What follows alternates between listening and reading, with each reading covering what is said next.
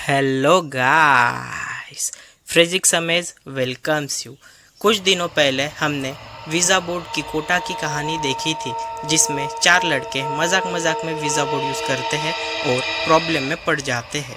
अगर आपने हमारा वीज़ा बोर्ड इन कोटा का पहला पार्ट नहीं देखा तो जल्दी वो देख लीजिए। पहले पार्ट की लिंक आप ऊपर आए बटन पर क्लिक करके देख सकते हो और नीचे डिस्क्रिप्शन में भी आपको पार्ट 1 की लिंक मिल जाएगी। वो वीडियो देखने के बाद आपका ये वीडियो देखने का इंटरेस्ट और भी ज़्यादा बढ़ जाएगा। पहले पार्ट में हमने देखा था कैसे 4 लड़के वीज़ा बोर्ड से आत्माओं को बुलाते हैं और फिर एक बड़ी प्रॉब्लम में फंस जाते हैं। तो वो वीडियो ज़रूर देखें और अगर अभी तक आपने हमारे चैनल को सब्सक्राइब नहीं किया तो नीचे दिए गए सब्सक्राइब के लाल बटन को दबाइए और उसके साइड के बेल आइकन को भी प्रेस कीजिए ताकि आप ऐसे ही हॉरर स्टोरीज का लुत्फ उठा सके। सो चलिए गाइस, पार्ट 2 को स्टार्ट करने के लिए स्टार्ट के बटन दबा देते हैं।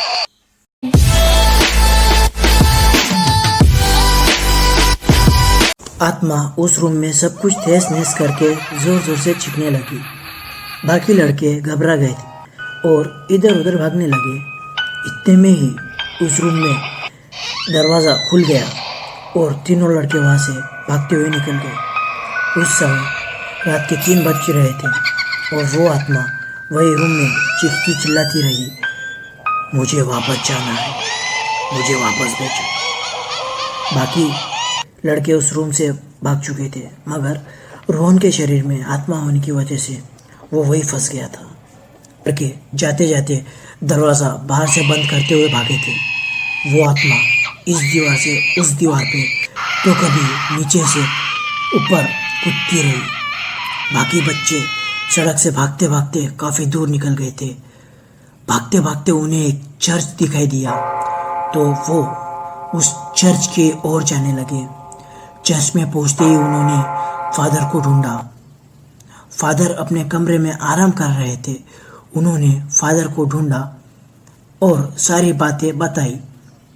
फादर बच्चों की बात समझ गए और कहा कि चलो बच्चों, मुझे वहाँ ले चलो। फादर ने अपना स्टोल, बाइबल और होली वाटर लेकर उन बच्चों के साथ चल पड़े। फादर उन बच्चों के साथ वहाँ उस रूम में पहुँच गए।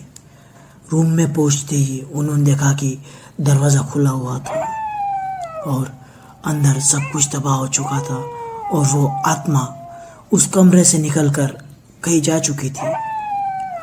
फादर ने ऊजा बोर्ड को ढूंढा। वो ऊजा बोर्ड उन्हें एक टेबल के नीचे पड़ा मिला। उन्होंने उसे वहाँ से निकाला तो देखा कि उसके 2 टुकड़े हो चुके थे। फादर ने कहा कि ऊर्जा बोर्ड के टूटने से वो आत्मा भी बेकाबू और शक्तिशाली हो चुकी है।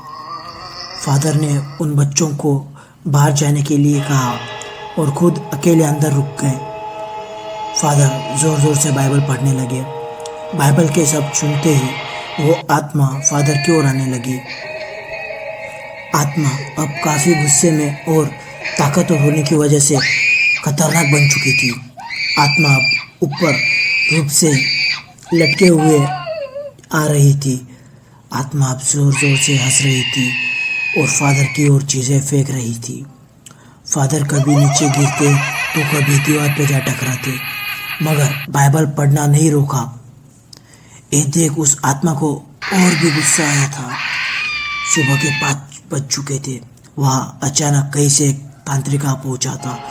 हॉस्टल के बाहर खड़े बच्चों से उसने जब पूछा कि कहाँ है आत्मा, तो बच्चे शॉक हो गए और डरते हुए उंगली हॉस्टल के अंदर की तरफ दिखाने लगे। बच्चे सोच में पड़ गए कि उन्हें कैसे पता चला, मगर डरे हुए बच्चे वहीं बाहर खड़े रह गए और कांपते रहे। तांत्रिक ने अंदर जाते ही देखा कि फादर काफ़ी जख्मी हो चुके थे, खून से भरे हुए थे, मगर बाइबल पढ़ना बंद नहीं किया था। तांत्रिक ने उस आत्मा को देखा और अपने मंत्र पढ़ने लगा। तांत्रिक और फादर दोनों ने अपनी ताकत से उस आत्मा को सबसे पहले रोहन के शरीर से बाहर निकाला। उसके बाद उस आत्मा को वश में करके उसे उसी के कमरे में ले गए। ऊजा बोर्ड टूट चुका था।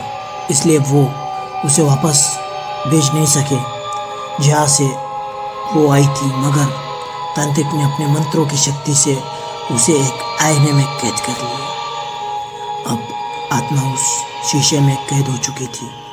फादर ने अपना स्टोल और क्रॉस उस आईने पे टांग दिया और तांत्रिक ने अपने मंत्र किए तावीज़ उस आईने पे बांध दिए। रूम से बाहर निकलने के बाद तांत्रिक ने उस दरवाजे को भी मंत्रों से बंद कर दिया। तांत्रिक और फादर बेहोश पड़े रोहन को साथ लिए बाहर निकले। बच्चे रोहन को देखकर खुश हुए और उसे और फादर को हॉस्पिटल ले जाने लगे। जाते जाते तांत्रिक ने कहा कि उस कमरे को कोई भी कभी भी खोलने की कोशिश ना करे। उन्होंने बताया कि अगर कोई उस दरवाजे को खोलकर अंदर जाके उस आईने में देखेगा तो वो आत्मा उसमें प्रवेश करेगी और इस बार से भी काफ़ी ताकतवर हो जाएगी। उन्होंने कहा कि वो अगली पूर्णिमा को आएंगे, आत्मा को साथ ले जाएंगे।